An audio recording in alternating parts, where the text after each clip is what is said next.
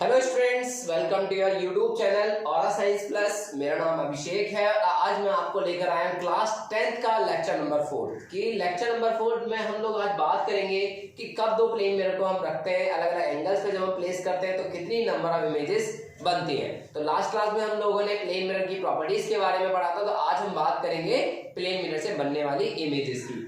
तो number of images है हमारा and formed by two plane mirror inclined to each other at an angle theta. Theta एक Greek letter है that is represented to angle.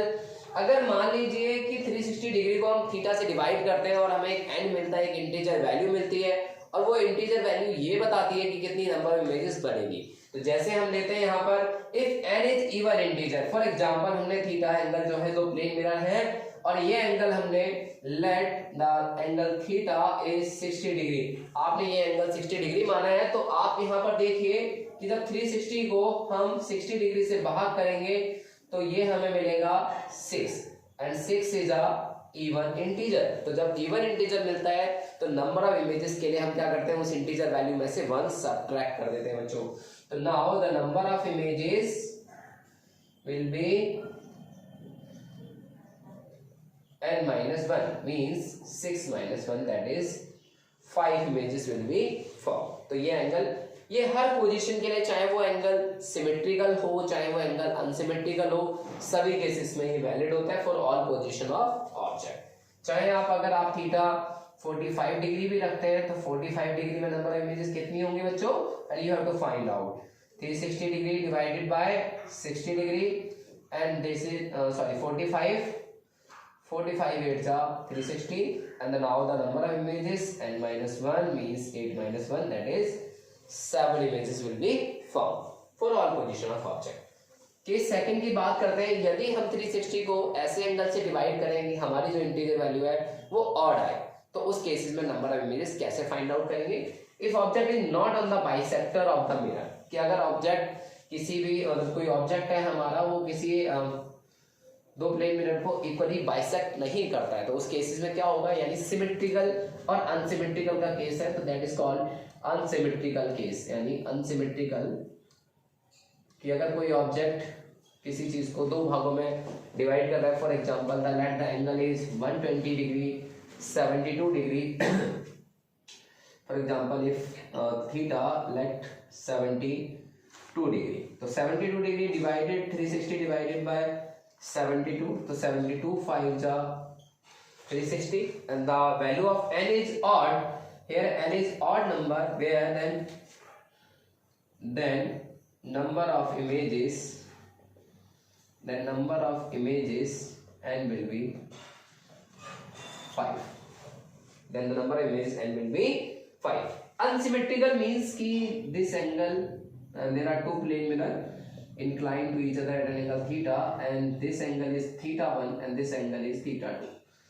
ठीक है, if theta 1 and theta 2 are not equal means there will be 30 degree this angle and 42 degree this angle।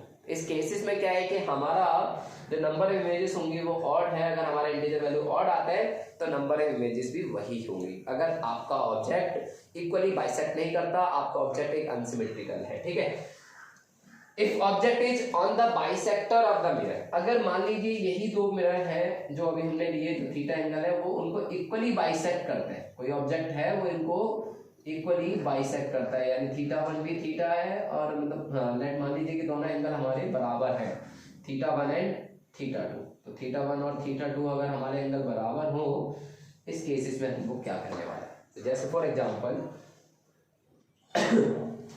ये हमारा equally bisect कर रहा है कि थीटा अगर हमारा 72 डिग्री है और इक्वली बाइसेक्ट करता है तो 360 divided bye 72 and the value of n is odd and the value of n is odd। अगर n की वैल्यू ऑड आती है, लेकिन आपको ये ध्यान रखना है सिमेट्रिकल और अनसिमेट्रिकल। तो यहाँ पे इक्वली बाइसेक्ट करता है तो ऑब्जेक्ट जो है वो सिमेट्रिकल है, सिमेट्रिकल टू प्लेन मिरर, वो इक्वली दो भागों में डिवाइड करता है एंगल को। ऐसे केसेस में नंबर ऑफ इमेजेस जो हम निकालेंगे, number of images n and there will be n minus 1 means 5 minus 1 that is 4। ठीक, तो ये हमारा है अनसिमेट्रिकल और सिमेट्रिकल का केस, कि अगर हमारा ऑब्जेक्ट किसी भी दो प्लेन मिरर को अनइक्वल एंगल में डिवाइड करता है, तो उस केसेस में हमें नंबर ऑफ इमेजेस वही रखनी है जो ऑड वैल्यू होगी। और अगर हमारा ऑब्जेक्ट उनको इक्वली डिवाइड करता है, सिमेट्रिकल है, तो उस केसेस में हमें नंबर ऑफ इमेजेस 1 सब्ट्रैक्ट करनी होगी, यानी हमें नंबर ऑफ इमेजेस मिलेगी 4। अब बात करते हैं कि अगर ये n की वैल्यू फ्रैक्शन में आ जाए, लेट थीटा आप ले लीजिए 80 डिग्री, तो इस 80 डिग्री को जब हम डिवाइड करेंगे 360 से 80, तो ये आ जाएगा हमारा 4.5। तो इस केसेस में आपको ये जो पूरा नंबर है वो नंबर, तो यहाँ पर सिर्फ आपको इंटीग्रल पार्ट लेना है, यानी 4 लेना है। तो if n is a fraction, the number of images will be equal to its integral part and there will be 4 images। तो नंबर ऑफ इमेजेस क्या होंगी यहाँ पर 4। नंबर ऑफ इमेजेस कितनी फॉर्म होंगी बच्चों 4। तो आपको सिर्फ इंटीग्रल पार्ट ही लेना है। तो this is the case of plane mirror and two plane mirror are inclined to each other. अगर आपसे पूछा जाए कि दो प्लेन मिरर हैं और उनके बीच में कितनी इमेजेस बनेंगी, ठीक है, दो प्लेन मिरर हैं, एंगल 0 है, अगर हम नोट करके रख लें यहाँ पर कि दो प्लेन मिरर्स हैं और दोनों ही प्लेन मिरर आपके पैरेलल हैं। क्या है बच्चों पैरेलल। तो जब दो चीजें पैरेलल होती हैं तो ऐसे केस में थीटा आप 180 डिग्री ले लेते हैं, तो 360 को जो भी नंबर ऑफ इमेजेस निकालेंगे, यहाँ पर हमारा 360 divided by 180 and there will be 2। But यहाँ पे नंबर ऑफ इमेजेस क्या होंगी आपकी, सॉरी थीटा हमारा 0 डिग्री होगा पैरेलल के केस में। पैरेलल केस में एंगल जो है वो हमारा 0 डिग्री होगा, और अगर हमें नंबर ऑफ इमेजेस निकालनी है there will be 360 divided by angle -1। अब एंगल हमारा 0 है, किसी के बटे में 0 होता है तो वो नंबर अनडिफाइन हो जाता है, नॉट डिफाइन हो जाता है, इनफाइनाइट हो जाता है। तो 360 divided by 0 there will be infinity -1 will be equal to infinity, यानी when two plane mirror the number of images will be infinite. In two plane mirror, in two parallel plane mirror number of images will be infinite।